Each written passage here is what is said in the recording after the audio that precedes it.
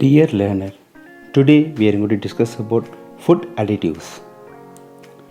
First, what are food additives? Food additives may be defined as follows: a substance or mixture of substance other than a basic foodstuffs which is present in a food as a result of any aspect of production, processing, storage or packaging. The term does not include chance contamination. Legally, according to the FDA, the term refers to any substance the instead of use of which results or may reasonably be expected to result directly or indirectly in its becoming a component or otherwise affecting the characteristics of any food. This definition includes any substance used in the production, processing, treatment, packaging, transportation, or storage of food. Next, need for food additives. Number one is preservation. Number two is nutrition. Number three is convenience of food. Number four is appealing foods. Number five is to aid in the processing and preparation of foods. Next, types of food additives. Direct additives.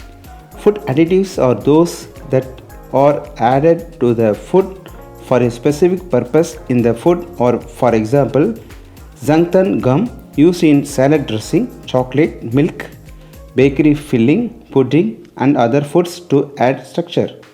Next, indirect additives. They are those that become part of the food in a trace amount of due to its packaging, storage or other handling. Example includes radioactive fallout chemicals used in the agricultural production and accidental contaminations during food processing. Next, types of direct food additives. Preservatives, food flavors, anti-caking agents, food colors, bulking agents, thickener, sweetener, stabilizers, accidentals, humectants, emulsifiers. First one is antioxidants. Antioxidants act as preservatives by inhibiting the effects of oxygen on food and can be beneficial to health. For example, ascorbic acid, tocopherols. Next, chelating agents. They serve as scavengers of metal which catalyze oxidations. For example, EDTA, ethanol, mineralic acid and citric acid. Next, food coloring. Coloring are added to the food to replace coloring lost during preparation or to make food look more attractive.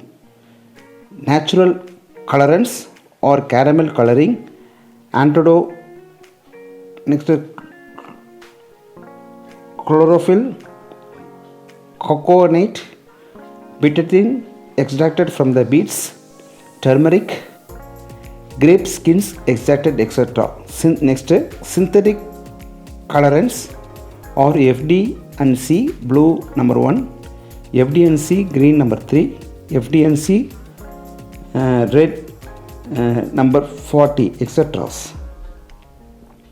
Next one is anti-foaming agents. Anti-foaming agents are reduced or prevent foaming in foods. For example, polydimethylene silicanes. Next, silicon oil is also added to cooking oil to prevent foaming in deep frying. Next, curing agents.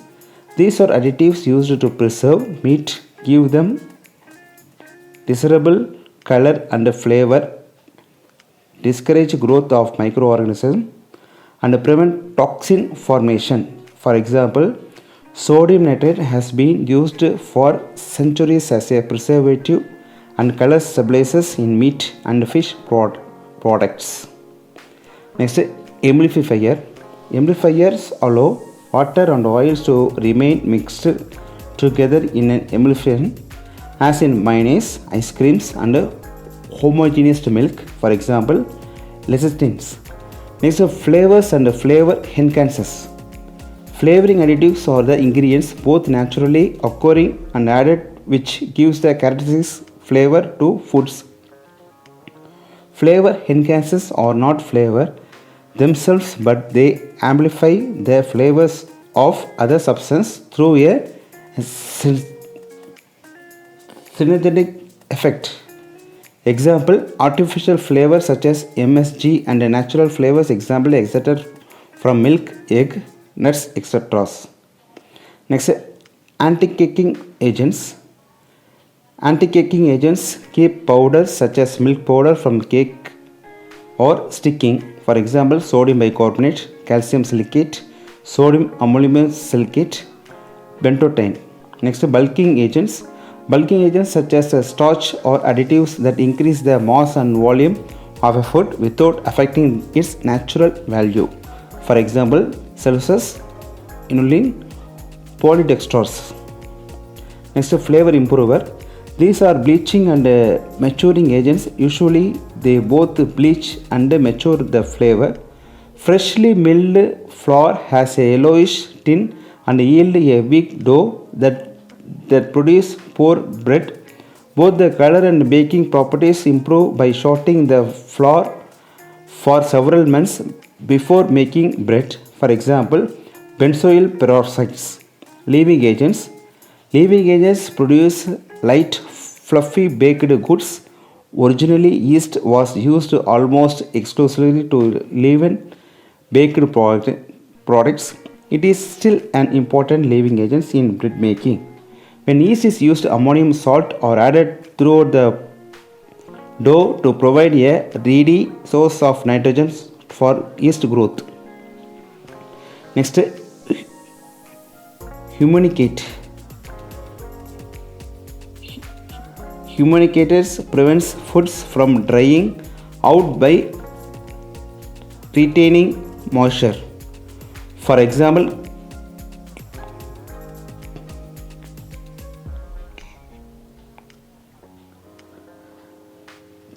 glycerol.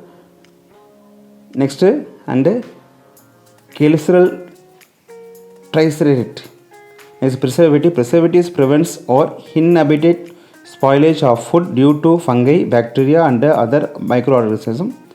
For example, natural preservatives such as vinegar, sugar and artificial preservatives such as benzoate, nitrates and sulfates, etc.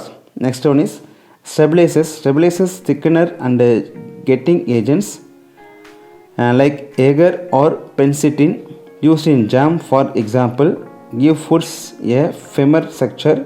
They helps to stabilize emulsifier. For example, alginic acid, pectin, gelatin, calcium chloride. Next, acidulants. Food acids are added to make flavor sharper and also act as a preservatives and antioxidants. For example, vinegar, citric acid, tartaric acid, malic acid, fumaric acid and lactic acid. Next, acid regulations. Acidity regulators are used to change or otherwise control the acidity and alkalinity of food. For example, acetic acids and citric acid. Next, glazing agents. Glazing agents provide a shiny appearance or protective coating to food. For example, stearic acid, beeswax, candelilla wax. Next, next one is flour treatment agents. Flour treatment agents are added to flour to improve its color or its use in baking. Oxyrocarbonate. Next, carbonate. Next one is sweetener. Sweeteners are added to food for flavoring. Some sweeteners other than sugar are added to keep the food energy low or because they have a beneficial effect for diabetes, mellitus and tooth decay and diarrhea. For example, natural sweetener found in sugar cane, stevia, maltodextrin, sugar beet or corn syrup, and artificial sweeteners such as aspartame, acyl sulfame, K sugar alcohols. Next one is nutrient supplements. Nutrient supplements restore values lost in processing or storage or ensure higher nutritional value than what nature may have been provided. When foods are processed, there may be loss of some nutrients and additives may be added to restore the original value. For example, vitamin C is added to canned citrus fruits to make up the loss of a vitamin during the processing. Next one is thickener. Thickener or substance which when added to the mixture increase its viscosity without substancy, modifying its other properties. Next, other food additives, clarifying agents like pentomate, gelatin, synthetic resins are used to remove the acidness or sediments under oxidatives. Retrovision products in fruit juices, beers, and wines. Next one is enzymes are added to bring out the desirable changes. Renin for producing curd and cheese, pepin for tenderizing meat, and pectins for clarifying beverages. Next, firming agents like aluminum sulfate and calcium slates are used to keep the tissues of fruits, vegetables crisp. Next one is freezing agents. It's like a liquid nitrogen and dichlorofluoromethane, which are extremely violent and rapidly evaporated at ordinary temperatures, are used to chill foods. Next one is solvent like alcohol, propylene, glycerol, and glycerin are used to dissolve suspended flavor, color, and may other ingredients. Next one is packing gases such as instant gases are added to the package of instant foods to prevent oxidative and many other changes. The numeric of additives. Each additive is assigned as a unique number termed as E numbers, which is used in Europe for all approved additives. The numeric schemes have now adopted and extended by a Codex Alimentarius commissions. This is the numbers, E numbers, E100, E123, E140, E210, E224, E300, E330. These are the samples of type of food additives and purpose, and examples are given. Next one is labeling. Federal government regulations generally require that all the food ingredients, including direct additives, be listed on the packaging label by the common names in order of weight. The European Union countries have drawn a list of 314 safe foods additives. Each of them is given a E number. So this is the for examples I give you the numbers. Next, the permissible limits of food additives. Establishing permissible limits of the food additives. The limit of established with due to importance to following factors: the estimated level of consumption of food product by the consumer for which the additives is proposed, finding out minimum level which would be produce significant deviations from psychology behavior, legal control over the use of food additives. This can be accomplished only when a list of permitted additives exists with a specified safe level and a toxic level. Stringent labeling on foods, for example, declaring the usage of additives in food and their quantities. Next one is employing trained food inspectors, food control laboratories, and a reliable analytical method are of almost important for regulations control over usage of food additives. This is a sample of some of the permitted gas additives and tolerance. These are samples. Next one, toxicity and adverse effect of food additives. One is digestive disorders. Next one is nervous disorders. Third